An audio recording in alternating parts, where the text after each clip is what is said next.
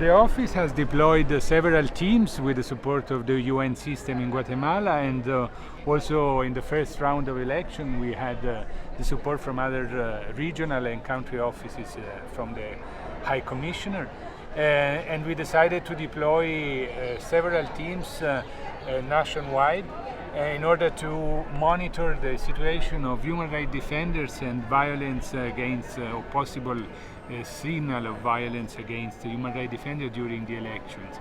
As during the crisis, the political crisis that Guatemala registered in the last month, the office has been closely monitoring attacks and forms of aggression to human rights defenders, and we wanted to ensure a safe environment at the day of the elections, both in the first round and today, 25 October, in the second round of elections.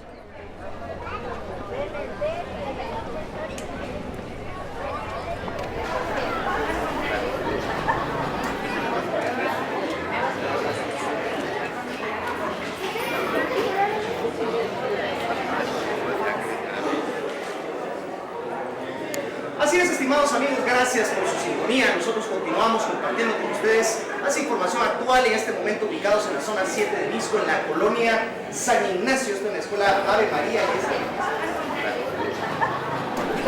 ¿Qué es la sensación que tienen en relación de la primera ronda? Está muy baja. Está muy baja la afluencia de gente. We believe that the Office of the High Representative for Human Rights in a country like Guatemala is a very important actor, because it has in its mandate the defense of the human rights, of the human rights defenders, and also it has in its mandate the collaboration with the national institutions like the Procuraduría de Derechos Humanos, the Ombudsman of the Human Rights in Guatemala.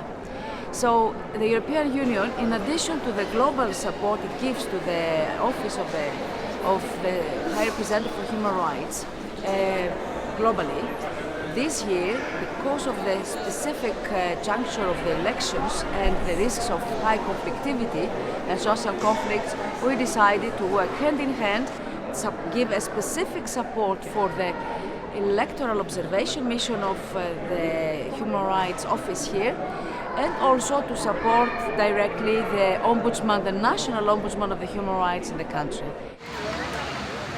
Well, it's a constant monitoring that the office has been carrying out since the opening of the office in 2006. Yes, we do have a close follow-up, and we will continue following up, particularly on the new forms of attacks on human rights defenders in the context of the political crisis. We have noticed that a new movement has been